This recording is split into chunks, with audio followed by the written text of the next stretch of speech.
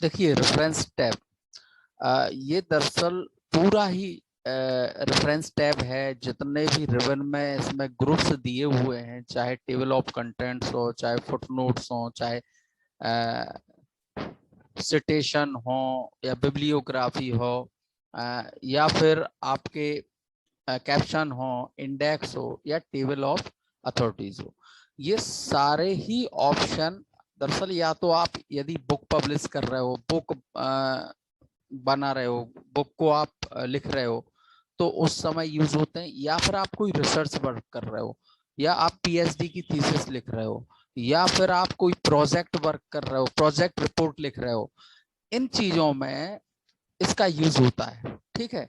या आप कोई पेपर, रिसर्च पेपर तैयार कर रहे हो जर्नल में प्रकाशित कराने के लिए, तो इन सब चीजों में खास तौर से रिसर्च वर्क और बुक के लिए इन रेफरेंस टैब का यूज होता है। मैंने आपको बताया भी था पहले कि यदि मान लीजिए हमने प्रॉपर रेफरेंसेस नहीं दिए अपने आर्टिकल में, या अपने थीसिस में, या अपने प्रोजेक्ट वर्क में, तो आपका वो इलीगल हो जाता है डॉक्यूमेंट। यानी आपका प्लेगरिज्म होता है, प्लेगरिज्म में वो पास नहीं हो पाएगा, और वो इलीगल माना जाता है। तो ऐसी दशा में एमएस वर्ड में ये सुविधा दी जाती है कि आप प्रॉपर उसका साइटेशन दें, प्रॉपर आप बिब्लियोग्राफी दें, प्रॉपर कैप्शन दें, सारी चीजें आप यथावत बनाएं। बहुत जरूरी भी है ये आपको देखना, क्योंकि आप अभी नहीं कभी रिसर्च वर्क करोगे, या फिर आप प्रोजेक्ट वर्क तो करोगे ही करोगे, क्योंकि आपके सेमेस्टर में भी है, फिफ्थ सेमेस्टर में प्रोजेक्ट रिपोर्ट तैयार करना, तो उनके लिए भी ये सारी चीजें बहुत जरूरी हैं आपको समझना। ठीक है। तो हम शुरू से स्टार्ट करते हैं। आप अपना जो ऑडियो है वो म्यूट कर लें, माइक को म्यूट कर लें। तो सबसे पहला हम देखते हैं टेबल ऑफ कंटेंट्स। देखिए, टेबल ऑफ कंटेंट्स हम एक एक करके बता रहे हैं आपको। आप चाहें तो स्टेप्स लिखते जाइए। टेबल ऑफ कंटेंट्स क्या होता है? टेबल ऑफ कंटेंट्स होता है जितना भी आपका मैटर है, चाहे 10 पेज हो, 50 पेज हो, 200 पेज हो, उसमें आपकी जो हेडिंग है और जो सब हेडिंग्स हैं, वो आपकी उसमें टेबल ऑफ कंटेंट्स में शो कराना। ठीक है, कि कौन कौन सी हेडिंग है, उसके अंतर्गत कौन कौन सी सब हेडिंग है, जिससे पढ़ने वाला आसानी से उस पेज नंबर पे पहुंच जाए जहां पे वो हेडिंग है, सब हेडिंग है। तो ये आसानी से हम इसको कर सकते हैं। हम टेबल ऑफ कंटेंट्स को बनाने के पहले जरूरी ये है कि हम अपने डॉक्यूमेंट में जितनी भी हेडिंग्स हैं उन्हें हम प्रॉपर हेडिंग स्टाइल दे दें। ठीक है। तो अभी आपने जैसे मैंने लिखा है, ये स्टैटिस्टिक्स का एक डॉक्यूमेंट है, एक रिसर्च पेपर है, एक आर्टिकल है, कुछ भी आप इसे समझ लीजिए। तो हम इसमें टेबल ऑफ कंटेंट्स बना रहे हैं। तो इसके लिए क्या करना है आपको? सबसे पहले तो जो हेडिंग्स हैं उनको आप होम पे जाकर, यहाँ पर स्टाइल्स जो दिया हुआ है, स्टाइल्स आपको दिख रहा है, ये ऊपर जो स्टाइल दिया हुआ है, इन स्टाइल्स में जो हेडिंग्स दी हुई हैं और सब हेडिंग्स दी हुई हैं, ये हम यहाँ से इनको हम सेट कर लेते हैं। अब हमने अभी नॉर्मल टेक्स्ट है, ये नॉर्मल पे देखो सिलेक्ट है। अब हम क्या करेंगे, यहाँ से इसकी हेडिंग 1 दे देंगे। ठीक है, इसकी हमने हेडिंग 1 दे दी। ठीक है, इस तरह से ये हमने हेडिंग 1 दे दी।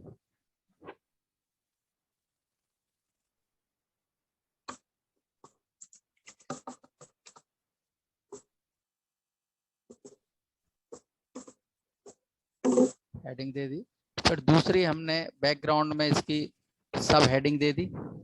ठीक है,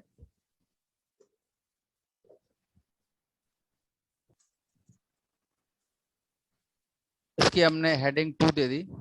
ठीक है, फिर आगे जाके हमने इसकी भी इसी के अंतर्गत रख दिया, या फिर इसकी हेडिंग आप 3 दे सकते हो, कोई प्रॉब्लम नहीं है। ठीक है, इसकी हेडिंग आप फर्स्ट दे सकते हो।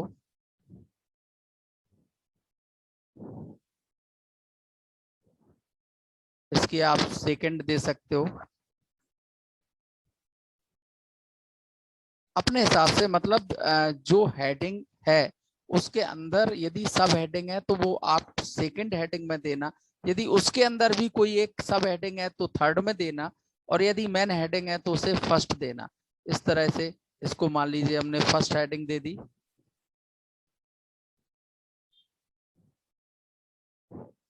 और यदि और भी हेडिंग्स हैं तो आप वो यहाँ पे दे सकते हैं।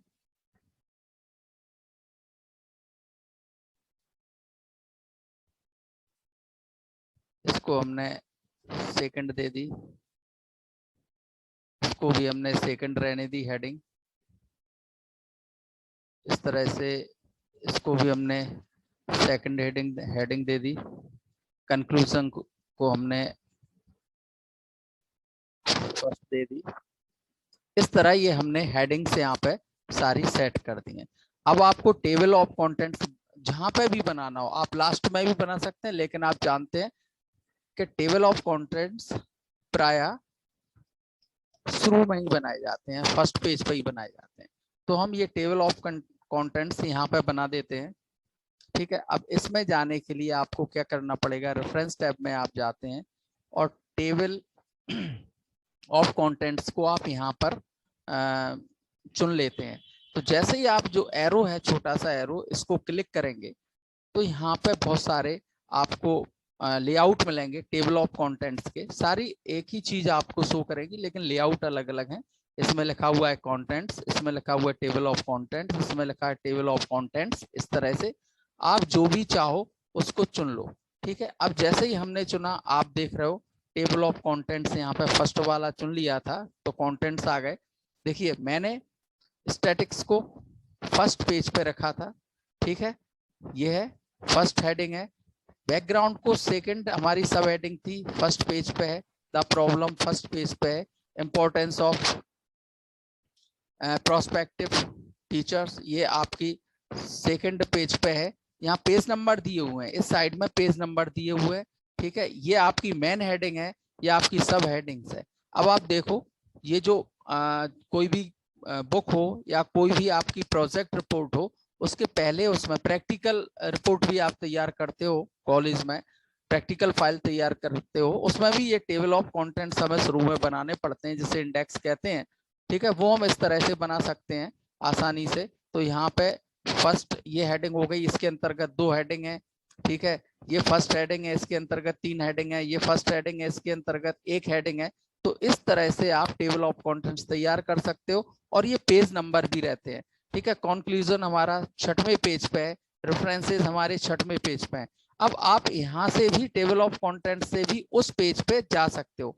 इसके लिए आपको कंट्रोल प्लस क्लिक करना पड़ेगा। ठीक है, जिस पे भी आप जाना चाहते हो, हमें सपोज कोर्स मटेरियल्स पे जाना है तो कंट्रोल प्लस क्लिक किया हमने, कंट्रोल की को हमने प्रेस किया और यहाँ पे हमने क्लिक किया माउस से। आप देखो कोर्स मटेरियल्स पे आप आ गए। फिर से आप ऊपर जाके आप किसी भी उस पे कंक्लूजन रेफरेंसेस पे जाना चाहते हो, रेफरेंसेस पे आप यहाँ पे चले गए। ठीक है, आप जहां भी जाना चाहते हो वहां आप यहाँ टेबल ऑफ कंटेंट्स की मदद से आप जा सकते हो। हम इस पे सैंपल एक्टिविटी सेकंड पे आप जा सकते हो। ठीक है, ये हम यहाँ पर पहुंच गए। तो टेबल ऑफ कंटेंट्स से क्या है कि एक तो टेबल ऑफ कंटेंट्स बन जाते हैं आपके, पहले पेज पे आप बना देते हो, इंडेक्सिंग कर देते हो, और उसके बाद आप अपने माउस से पॉइंटर ले जाकर, माउस पॉइंटर ले जाकर कंट्रोल की से आप उस पर आसानी से जा सकते हो, उस पर्टिकुलर हेडिंग पे। ठीक है,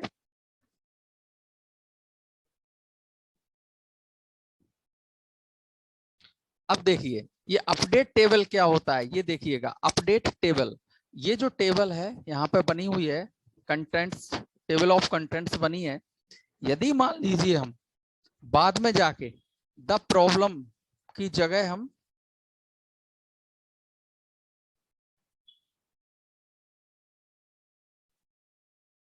द इश्यू कर देते हैं। ठीक है, ये हमने कर दिया। अब हमने चेंज कर दिया यहाँ पे। ठीक है, अब चेंज कर दिया तो आप टेबल ऑफ कंटेंट्स पे देख रहे हो कि द प्रॉब्लम कहाँ पे है, द प्रॉब्लम।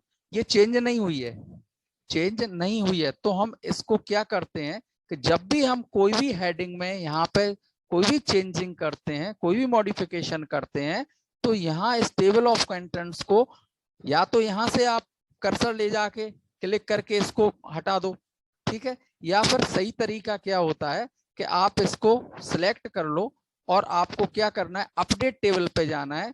अपडेट टेबल पहले सिलेक्ट कर लो, फिर अपडेट टेबल पे जाना है। अपडेट टेबल जैसे ही करोगे, यहाँ पे लिखा हुआ है अपडेट पेज नंबर ओनली या अपडेट इंटायर टेबल। हमें पूरी ही टेबल अपडेट करनी है, जो जो हमने करेक्शन किए हैं हेडिंग्स में, टाइटल्स में, वो अपडेट हो जाएं। तो अपडेट एंटायर टेबल कर देते हैं, यहाँ पर रेडियो बटन पर क्लिक कर देते हैं और ओके पर क्लिक कर देते हैं। देखो आप देख रहे हो द प्रॉब्लम की जगह क्या हो गया है, द इश्यू हो गया, हो गया। Yes.